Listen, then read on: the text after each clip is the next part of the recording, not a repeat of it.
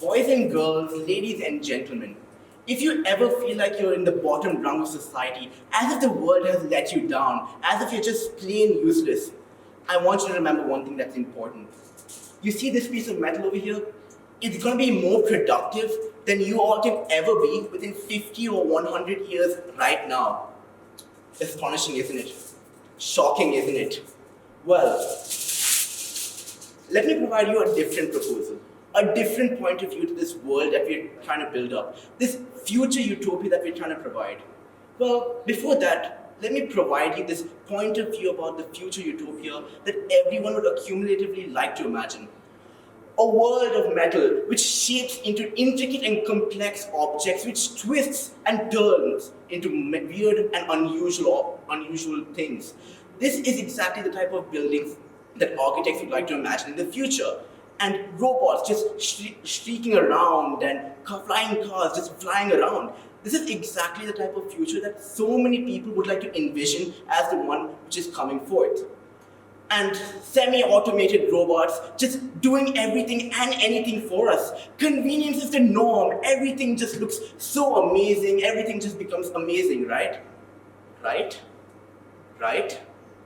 No. This is not how it's going to be. It's not going to be amazing. Because let me tell you one thing that's important that a lot of people don't understand. We are losing the one thing which makes us human: communication and connection.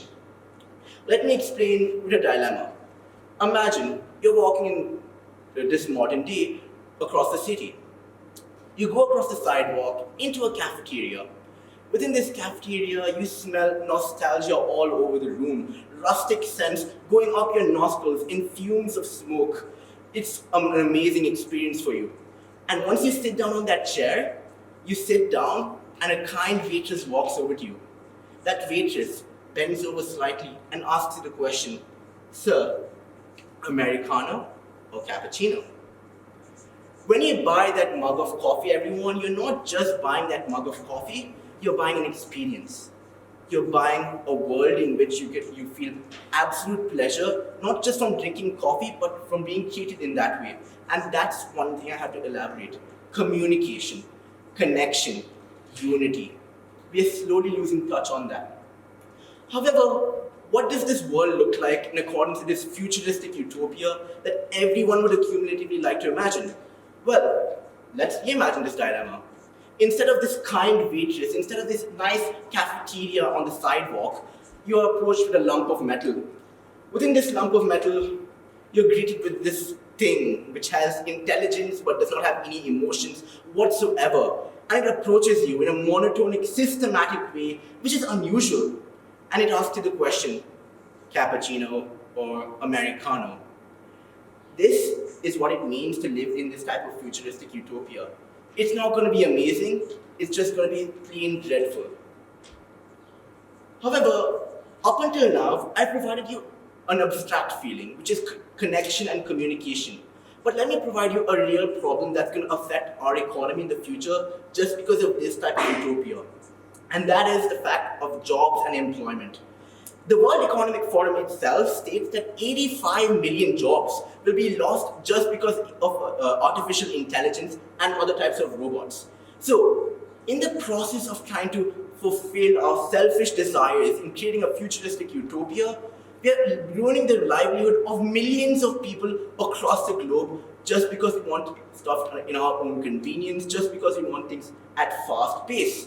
We have to recognize the fact that we are playing to the games of private corporations which want to constantly improve their own businesses and leave everyone else in the lower class gutter.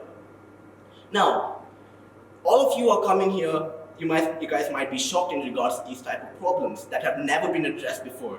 So you might ask the question, Tharuka, what can I do to solve this? There are multiple things you can do, but the most important one is being aware of what's happening right now. Being aware of the fact that we are slowly being scavenged across this world and we're slowly getting our rights taken away to communicate with one another and to connect with one another. We have to remember the fact that this is being taken away and we have to stand against that. But what are other ways we can do so, and how can we further advertise this? Well, firstly, we can support local businesses and scrounge upon private corporations who continually exploit workers and just go ahead with a capital-intensive method? Well, the reason as to why this is important is because these type of local businesses tends to be the type of businesses which promote that type of connection, that type of communication, and most importantly, unity. But private corporations, like I mentioned before, they just want to monopolize everything. They want to make sure that their profits are rising high using the pawns of technological reliance, and they want to make sure that they get what they want. They do not care about what's happening across us, and that is what we are relying on right now. That is another important thing to note. So, let me ask you this once again. Creating a society driven by not only technological reliance, but also communication and connection. So, ruination, alienation, or connection, you choose. That is your choice. Thank you, ma'am.